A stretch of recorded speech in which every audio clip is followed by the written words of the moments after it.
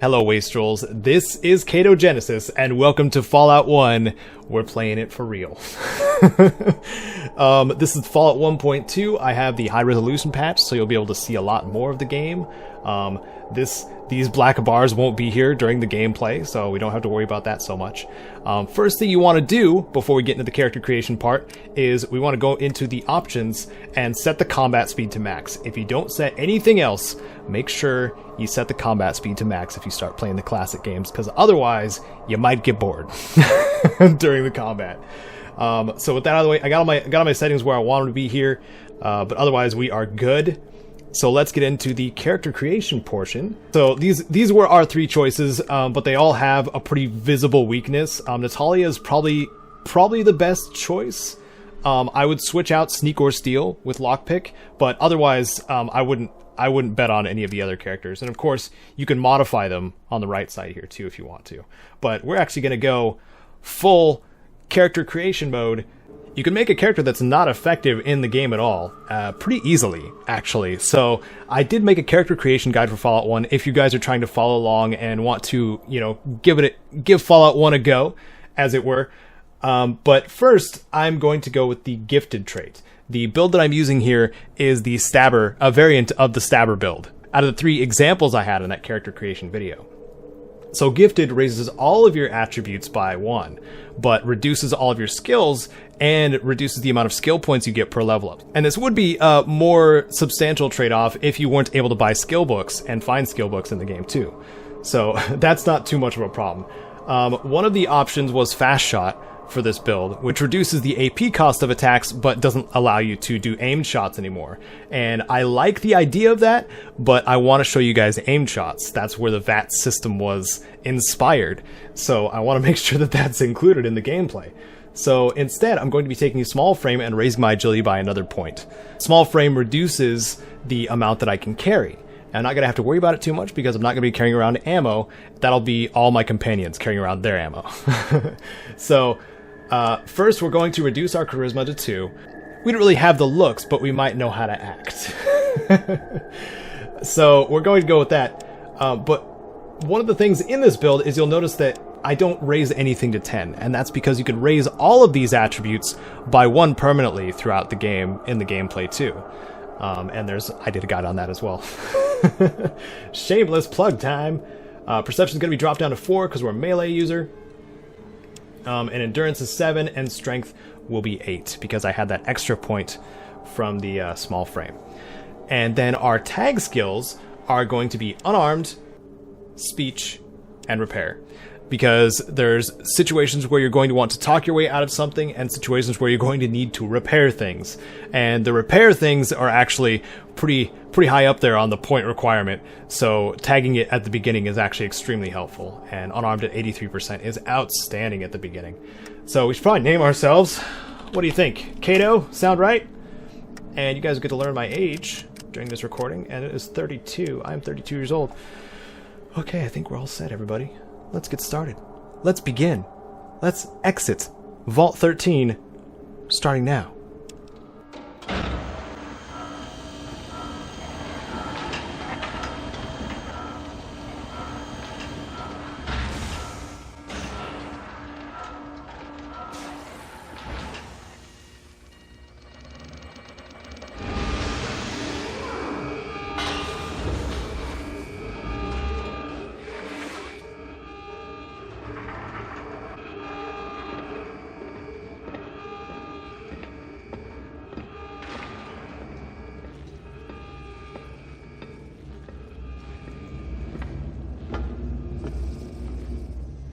Here we are, outside of Vault 13, ready to start our adventure.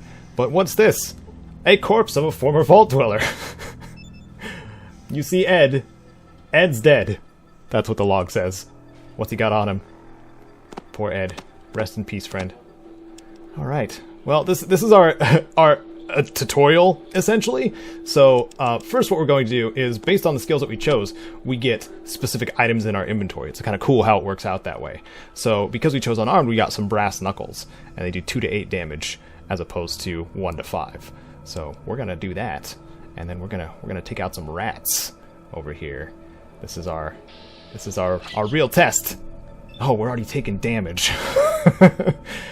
Okay, so the percentage chance shows up right there. So we one punch the rat. So that worked out pretty well.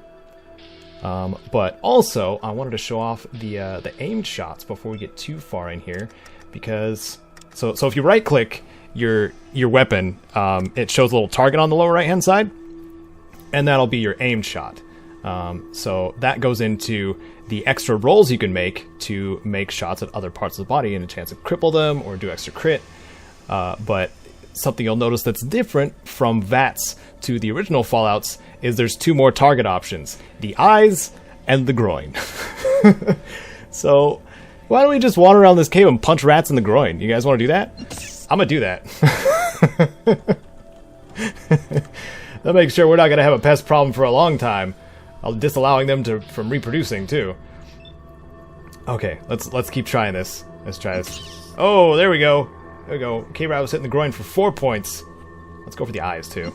Oh! Cave rat was hitting the eyes for 2 points and was killed. Alright. Cool. Yeah, then we'll go back to standard strikes. Just because the higher percentage, I'm actually getting extremely lucky after doing a test earlier. So I'm very surprised. Alright, so we'll move a little bit. And I'm going to be using hotkeys a lot too. So end turn is also spacebar, so I can just hit spacebar. It'll end my turn. And we'll go over to this rat here. Punch it. And punch it again. Alright. Got that. We want to get as much experience as we can early on, because the enemies do kind of ramp up in difficulty pretty quickly. Hopefully we have the speech, or at least a couple of bucks where we can hire on a companion pretty quickly. But we'll see how that goes. Okay, so our first mission for the Overseer, Overseer Jacorin, is to go to Vault 15 and see if we can find a replacement water chip for our vault. But we know, when it comes to rules of RPGs, I'm sure there's an unwritten rule somewhere that involves the easiest route means you don't finish your quest. I'm pretty sure that's a rule written down somewhere. Here we go. I saw you, rat. I saw you. Yeah, take that. Let's do another groin shot. Oh, we missed. Alright. So one of the tactics that are advised for melee users, at least against larger foes, not rats, is to hit once and then run. Because the enemy will not have enough AP if they chase you to attack you. And that's of course if you have enough AP to pull that off to begin with. So that's why I always advise players having more than 6 AP or 6 agility at the beginning of their playthrough, because it's very helpful. Right in the groin. Is that going to be the name of the first episode? I think that's what we're going to go with. Oh my goodness, my health's getting into the critical. Oh no. Alright. And I like the combat log too, and this log in general, because in RPGs and even adventure games, this kind of adopted the mechanic from both, where you can just look at stuff and it'll describe to you what you're looking at. And you'll see like a cave wall, you see nothing out of the ordinary. The rocks, you study the rocks for a while, but they never move. And it gets sassy too. You see bones, a large pile of bleached animal bones. At least you think all the bones are animal. It definitely looks like human over here. It really does. Okay, so let's challenge some more of these rats. Let's just start taking them out with our 78% chance. Let's see if we can. Okay, here we go. Take that rat out. And I suppose we should get to some questions now that I'm kind of in the groove here. So, do you like the classic Fallout's plasma rifle more than Fallout 3's version, or vice versa? So New Vegas brought it back as the plasma caster. The original plasma rifle, I'll have it up on screen, and we'll probably come across one during our playthrough. But the plasma caster design, or the original plasma rifle design, looks much more like a heavy weapon than it would a rifle. So I'm kind of going towards the Fallout 3 one just because it looks more like a rifle. Yeah, I think I'll go that route. What do you guys think? Do you like the old school look at the plasma rifle, or the newer the Fallout 3 one? Let me know in the comments. Love the interaction. And if you guys have follow-up questions, I asked a couple times on like Twitter and on the socials for YouTube, the community tab. And you guys asked some really good questions. Somebody else is asking, do you prefer Fallout 1 or 2? Well, Fallout 2 was my first Fallout game. So naturally, nostalgia kind of determines, a lot of the time, if you had a good time, nostalgia likes to determine what your favorite is if you're playing a series of games. So I'm going with Fallout 2, not just because of nostalgia, but also because it's just a much more improved mechanically version of Fallout 1, just with a new storyline playing the descendant of the Vault Dweller. So yeah, that's my go-to. For those of you who've played the classics yourselves, what's your favorite out of the first two games? Do you like the first one? Do you like the simplistic storyline with the go find this water chip that turns out to be more than you bargained for? There's the rat. Okay. Oh, we're down to 7 health. Good thing we one-shotted that rat. They have been exterminated. Vault dwellers need not be worried if they try to leave. Okay, so we're gonna go outside. One of the very important things. You're probably not going to see it very often because I like editing these episodes, but I'll show it first and foremost. Pressing F4 brings up the save menu. Always save. Always save. If you're leaving or entering a new area, we'll save it as Caedo Primary. And let's leave. Now we're on the world map. Okay, it showed you a little shot of this during the cutscene, but in order to get to Vault 15, we can either click it, or we can click the button here and it'll automatically mark it and we'll start moving that direction. Oh, we're already in combat. Okay. Oh my goodness, mole rats. Good thing. Yeah, the mole rats look a little different in this one. They look more just like, I don't know what they look like. They look like gerbils, like giant gerbils instead of like mole rats, naked mole rats. But I think we're gonna continue trying to take out the rat population by punching them in the groin and missing. Uh-oh. They had double turns. Oh no. And this is why we save everyone. Punch it in the groin. Just wreck its... Oh my goodness. Okay, so we're gonna go to regular attacks because we need a little bit more time, more distance from these. Oh no. This is the time to use our stim packs. Okay, so with the stim packs, you can put them in your item slot and use them for 2 AP, or you can just go into your inventory for 4 AP and use as many as you want. That's what I would advise instead of putting it in your active item slot. So we just saved our own life right there. I'm going to continue running. We're going to do the hit and run tactics, so they only get single attacks on me. And then we'll punch, and then run. So then we only got to worry about one of them. Oh, I overinvested. Oh, this was bad. This was a bad idea. These are lesser mole rats, too. They're wrecking my body. Okay. Well, I guess I'm gonna need to use my stim packs up. We're off to a good start. This is the brutality of Fallout. Welcome to the wasteland, says the mole rats. It's because I killed their cousins in the cave. That's what happened. They're like, we know you punched all our cousins in the groin. We're coming after you now. And I go, alright, fair enough. So one of the things in this one, if you shoot enemies in the head, you can cripple their head in the newer Fallout games, but with these ones... Uh-oh. So right off the bat, our game already crashed. I'm hoping this doesn't become a regular thing. It doesn't normally do that. It may be because I'm recording it.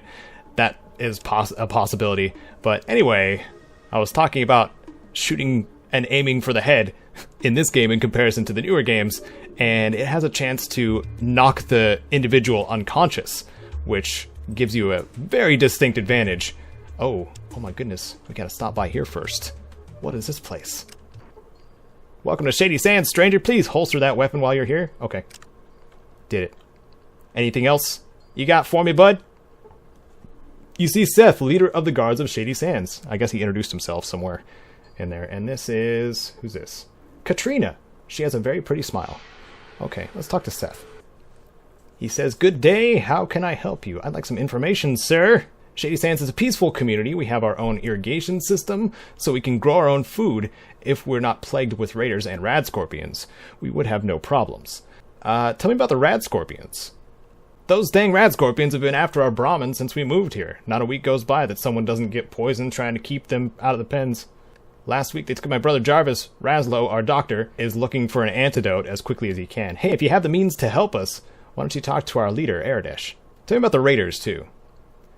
There are several groups of raiders. I organize guards like Ian to help fight them off. There is one band to the southeast of here. Watch out for them. I could tell them to take me to the rad scorpion camps, but I'm definitely not ready for that yet. So nothing thanks. You should speak to Aradesh, our leader. He likes to meet all of our visitors. He should be in our town hall, the building to the south. Alright, good to know. I can also barter with him to get a rope. I don't need a rope just yet, though. I'm going to be finding a couple of ropes just laying around out here. I did a guide on that, too. Where to find rope, because you need it pretty early in the game. Alright, this cloaked figure here must be Aradesh. Greetings. Your business in Shady Sands might be... I'm from a small village west of here. I'm exploring and mean no harm. I know of no village to the west. I'm sure you've been many places, but you must have missed my tiny village. Yes. Yes. I shall believe you, for now. But we do not trust easily, especially those who might be dangerous. Know that Seth and I will be watching you. Can you tell me about Shady Sands? Shady Sands is much like a family, one that keeps to itself. What kinds of things do you have around here? The gardens are on the south side. The Brahma pens are north, although the smell is, I fear, quite intense this time of year. What's going on around here? Oh my, yes. Great packs of rad scorpions are killing our herds. We don't know where they're from, and no matter how many we kill, there's always more. And now the monsters are attacking my people. Raslo is trying to find a cure for their poison, but I'm not sure how it goes. Well, I'll help you get rid of these things. Yes. Please, talk to Raslo. He possesses far more information on these creatures than I. Alright. Well, I guess we're going to have to find Raslo. We're going to want to talk to a little somebody who happens to be a pretty legendary character later on. Hi. I heard there was a traveler in town, but I was kind of skeptical until I saw you. My name's Tandy. What's yours?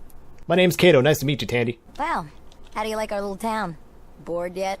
Heck yes. There's nothing to do here but watch the Brahma mate. Finally, someone else who sees. Of course, you've probably been everywhere, so this must be hell for you. If you're bored, why don't you leave? Me? Leave? I wish. I don't know enough to leave alone. No one else wants to go. And worst of all, my father says he would have a heart attack if something happened to me. Tough situation. Can I ask you some questions? Sure, I guess. I've never been out of here, so I don't know what help I can be. What else is around these parts? There's a bunch of cities down south, but since you're such a great traveler, I'm sure you know that already. Have you heard any stories from down south? Just stuff. All right. No problem. Anything else? Well, that's about it. Thanks for your time, Tandy. Well, thanks for talking. We don't get many strangers here, so it's always good to talk to new people. See ya. Oh, nice to meet Tandy. She was the president of the NCR in Fallout 2. Or she is the president of NCR in Fallout 2. And this town here, Shady Sands, is the origin of the NCR. The origin point, I should say. So, it's pretty cool. It's pretty cool seeing the town as it is now, and then once we get to Fallout 2, we get to see how it grows. I think this is Raslo, yep. Oh, can I help you? What do you know about rad scorpions, sir? Not too much, they seem to be extremely large versions of the North American emperor scorpion. Contrary to my medical knowledge, their poison has grown more potent, not diluted, as I would expect. Seth has been hunting them, which helps some of my tests. And how such a large creature can even be possible by natural evolution or even radiation-induced mutation is beyond me. You seem well educated. What are you doing here? Doc Morbid in Junktown taught me some. And just because we live in stone huts does not mean we're less intelligent or educated. Have a nice day. Ooh, got some sass there. Ooh, don't sass me, Razlo. I got some brass knuckles. that happen to be steel, I guess. Because of their funny description. Okay, so one of the first things you want to do here, after you learn about the rad scorpions, which we just did, is go over here and hire our friend, Ian. Hello, stranger. You look like you're new here. What's your name? Well, I'm Caedo. Good to meet you. I'm Ian. What do you do here? I was a guard for the merchants in the hub. However, I was shot during a raid by bandits. I've been staying here since the people have helped me recover. Still, my knowledge of the outside world and my experience make me useful here. Shady Sands is my home now. Occasionally, I even get to visit Junktown or the hub to do some trading, since I'm the only person here who has ever really left town. Yeah, shot? I'm sorry. Thanks, it's been healing up well, thanks to Razlo. Can you give me directions to the hub and Junktown? The hub is a big trading center far south of Shady Sands. It's run by several different caravan groups of merchants, the Water Merchants, the Crimson Caravan, and the Fargo Traders. Junktown is a little south and a ways east. It's smaller, but it's still a good place to drop in for a drink. It's overseen by a fellow by the name of Killian Darkwater, the local shopkeeper, sheriff, and mayor. Well, it's time to hire somebody. You think you could help me out? Your experience would be useful. Tempting offers. Since this place gets boring, tell you what, standard rates, 100 caps, and you've got a deal. How about a piece of the action instead? Alright, I'll help you out in exchange for my share of the loot. Alright. Let's go. It'll be good to get back into action. Okay, so now we have Ian on our team, and he is the first and one of the most, I guess, useful companions. So we're gonna steal from him a little bit. Actually, no, wait, no. Let me bring up the skill decks and show you what I'm actually doing. Okay, so stealing is something that this character obviously does not have good amount of skill in, but it allows you to access your companion's inventory without having to open dialogue every single time. So it just speeds up the process, basically. But I want to give him all of my 10 mil and all of my armor piercing so he can defend himself. I'll give him a knife, too, just in case. And then take all his caps. Thanks, Ian. I appreciate it, man. Okay, now that we're set here, we're going to go into the... Oh, let's see. We're in the toilet. I thought the toilet had something useful in here. Could have sworn there was a book. Nope, no books. It's not a two-person stall, Ian. So let's go into the second side of town, or the east side of town, I guess. And let's go down here and go check out this shed, because we gotta find ourselves a rope to get into Vault 17. Ooh, we got a sledgehammer here too. I didn't realize that. So we'll pick up the sledgehammer. We'll grab ourselves a rope.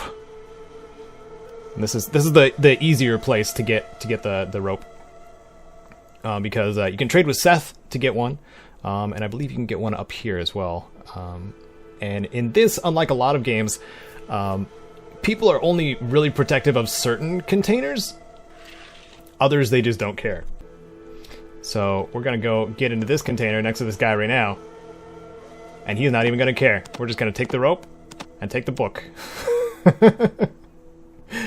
Yep, that's how it goes in Fallout Land. So keep that in mind.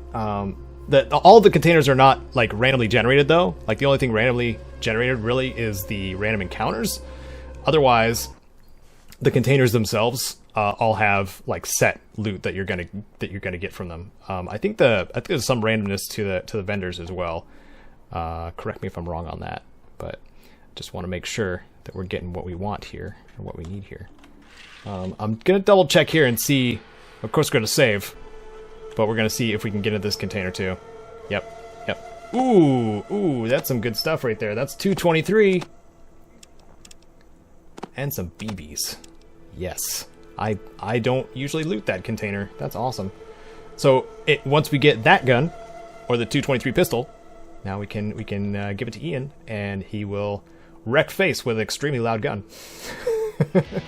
Thanks for watching, Wastrels. You can catch new episodes every Friday until completion, and a special thank you to Sven, our Wasteland legend. Leave a question or topic down below if you want me to bring it up during episodes, and if you'd like to support the channel in a more monetary way, help me reach that full-time status, give the Patreon and the Teespring merch down below a look. Thanks again.